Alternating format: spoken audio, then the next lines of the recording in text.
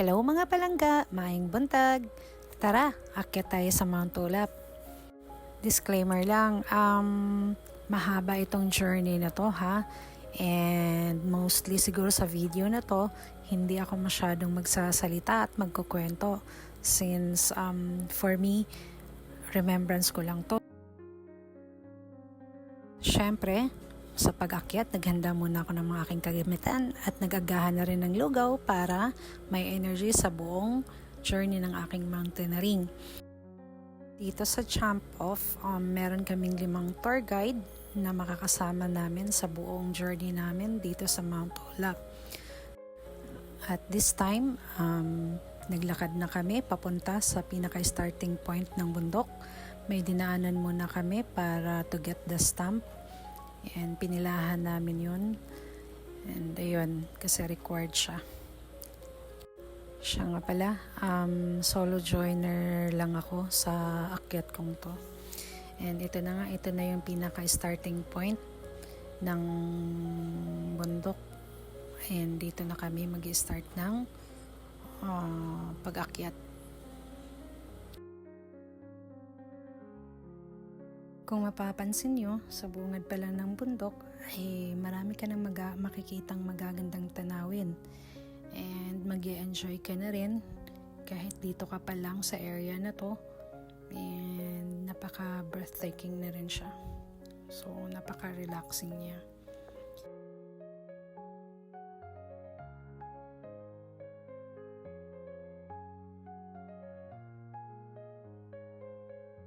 Kahit solo joiner lang ako sa pag-hike na to, hindi naman ako nag-worry kasi sanay naman ako mag-isa. Siguro din dahil konting background lang, bata pa lang ako, lumaki na talaga ako sa kagubatan. Kasama ako ng tatay ko, naghahanap ng pagkakakitaan. And then tumitira kami almost 1 month, 2 months sa kagubatan na kami lang dalawa. Kaya siguro hanggang ngayon hinahanap ko yung mga ganitong ambience and surrounding.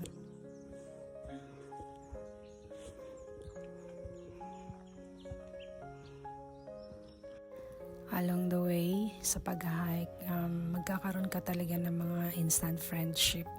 Kaya yun din yung kagandahan pag nag-hike ka kasi aside sa nagre-reconnect ka sa nature, nagre-reconnect ka rin sa people. Yun nga yung minsan kalimitan tinatanong ng iba bakit gusto mo mag-hike, which is nakakapagod, challenging, parang nagbabayad ka lang para pagurin ang sarili mo. Pero alam mo yun, iba kasi yung feeling and fulfillment. And deep inside, alam mo yung ma-freshen up ka, and then you will realize na how God is good and kung gaano kaganda ang ginawa ng Diyos para sa atin, yung nature, kung paano tayo i-heal deep inside.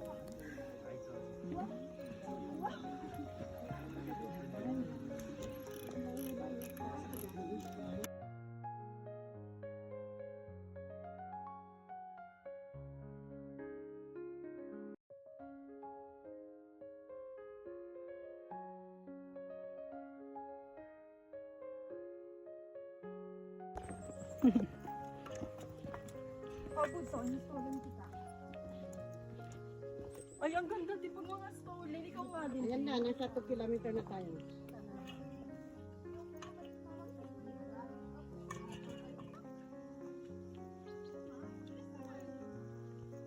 Yan na yung bongga?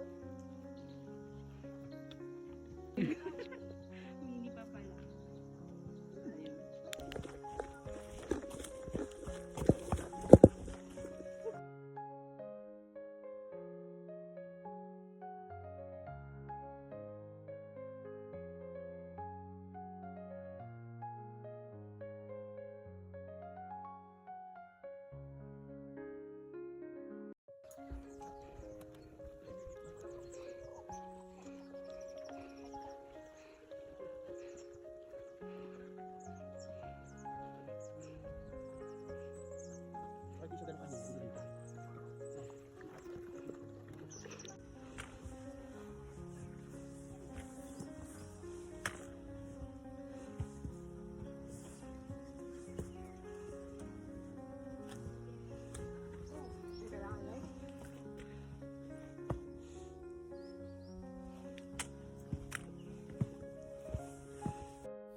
Siya nga pala, almost 9.5 kilometer totally ang lalakarin namin sa buong journey na to.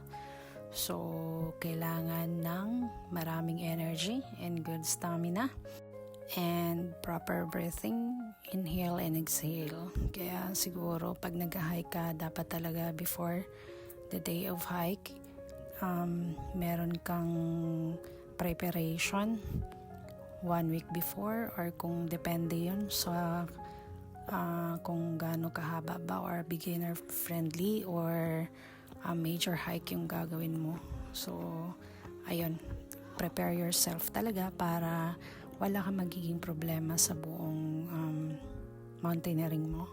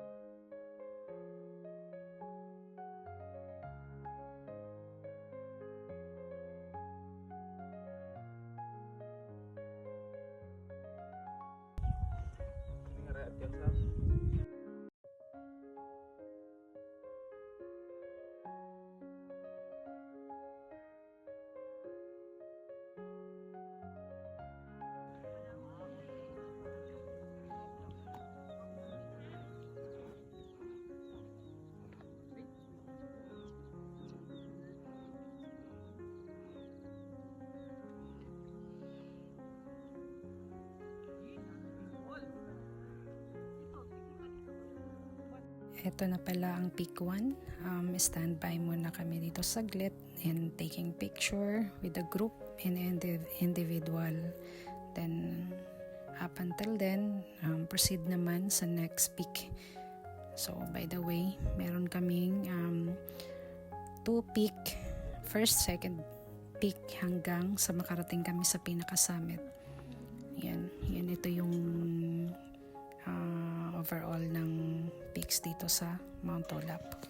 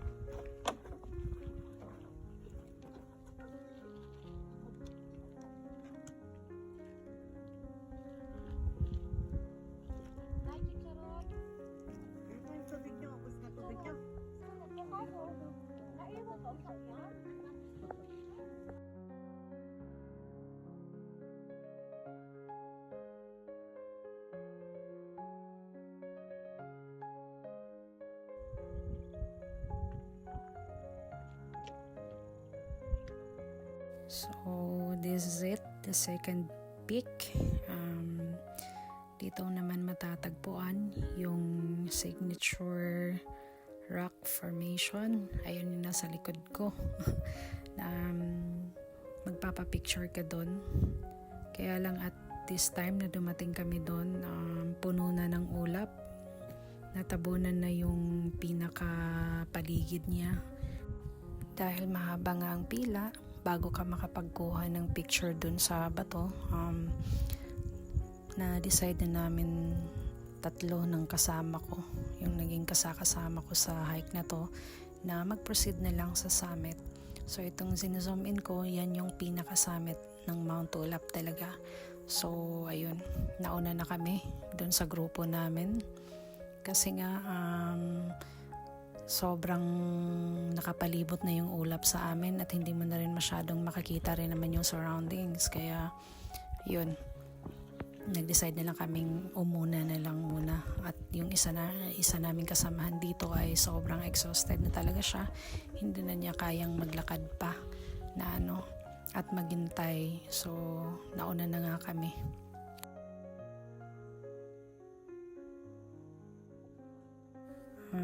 Share ko lang, ako nga pala yung tipo ng hiker na hindi mo makikitang nasa unahan palagi. And hindi rin nasa gitna. Ako yung tipong nasa hulihan. Mas prefer ko talagang nasa hulihan kasi pinifeel ko yung bundok. Alam mo yun, yung surroundings. Hindi ako nagmamadali. Humihinto ako. Tinitingnan ko talaga ng maigi. Pinifeel ko yung ambience. Ganyan ako pag nag-hike. During this time pala, mag-isa na lang ako dito na naglalakad. Wala na akong kasama. And nagdadahan-dahan lang ako. Tumitingin-tingin sa paligid. Humihinto. Finifeel. Kumakanta-kanta. Ganyan yung mga naging peg ko dito na habang naglalakad. Kasi nga, sinusulit ko yung oras na nandito ako sa bundok. Ganun kasi yung hinahanap ko. And yung mga kasamahan ko, ayun, nauna na sa akin, nasa unahan, ayan, inaantay pala nila ako kasi nagpapahinga na rin sila dahil sa sobrang pagod.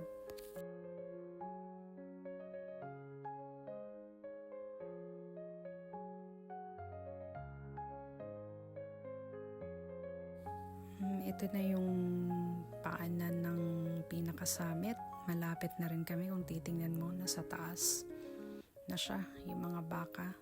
Mukhang malapit lang yan pero mataas-taas din yan.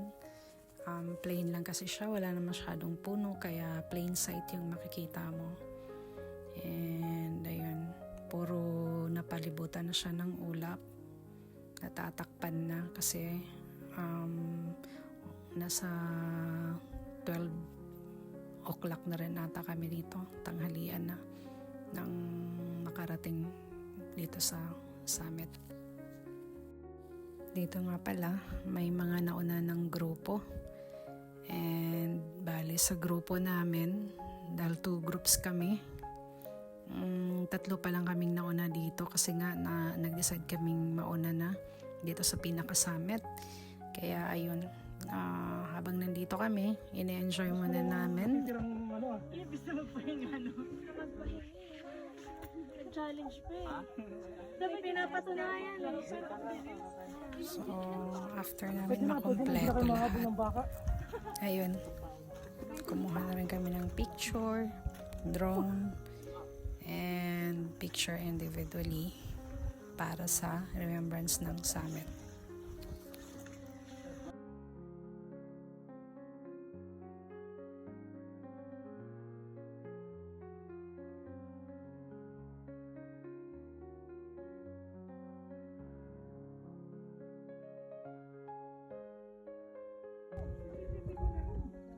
Ayun, after ng pictures and konting tambay, ini-enjoy yung summit. Ito na yung pababa naman kami, pabalik na sa paanan ng bundok.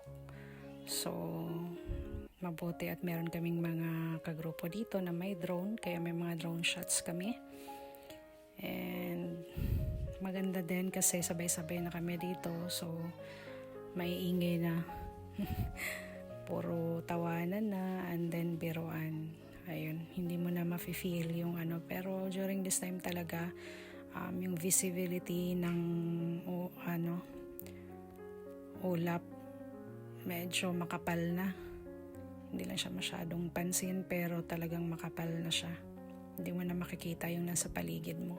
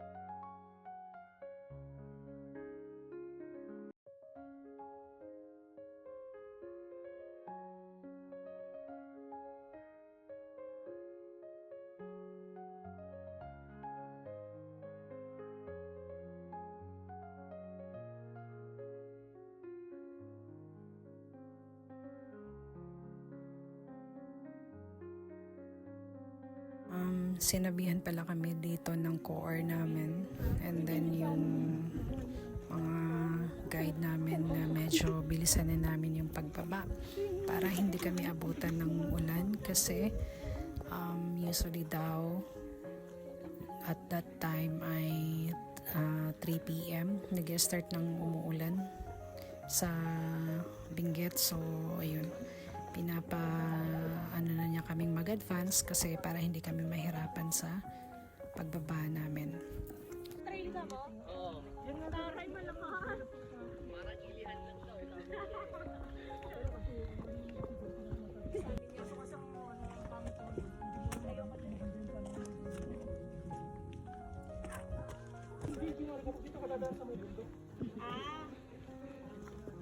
Kaso, dalawa lang kami eh.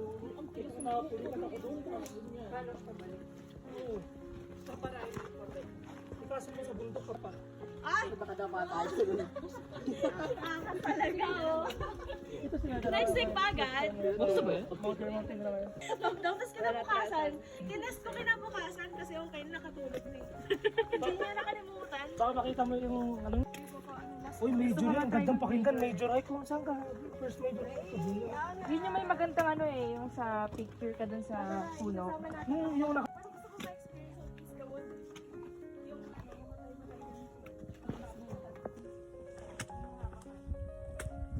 Pero parang mas gusto ko naman yung sa may overnight din. Malalamig ang kapag hating gabi yung... Alam mo? Oo. Bakit sa gamit?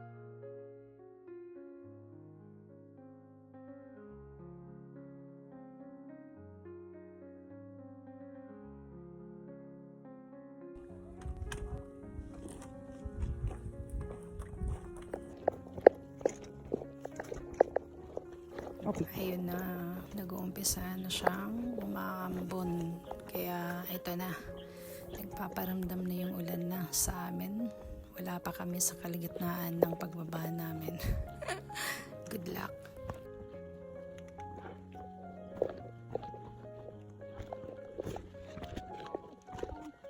Ano na?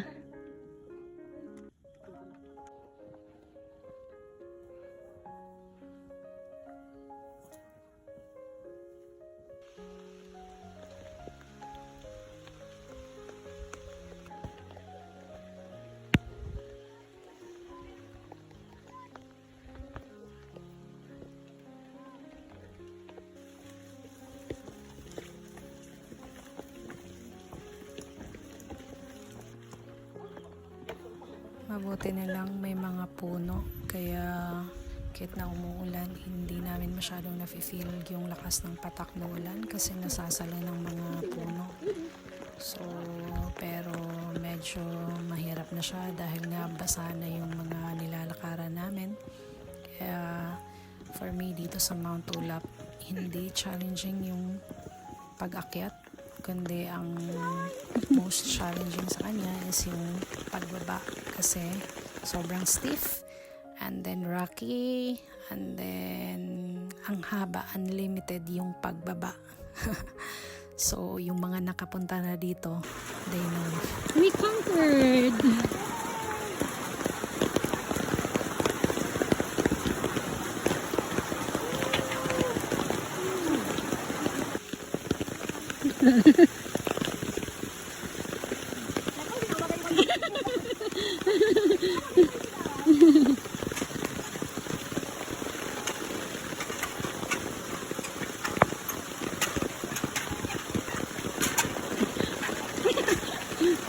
Ganyan talaga siya, be.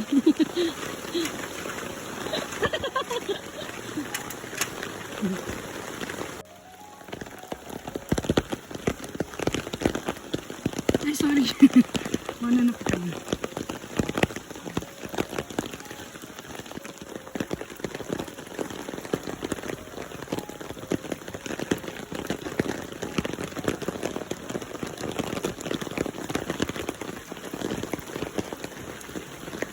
Ayun, surprisingly, totally 3 pala ang dinaanan namin na hanging bridge dito.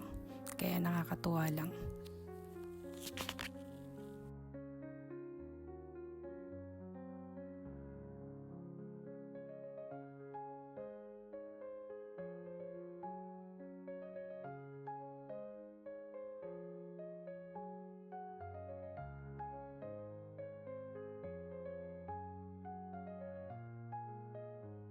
Wow! Sa wakas, 9 kilometers. Why, another bridge na naman. Ouch. Ah! Bakit? Anli baba to eh.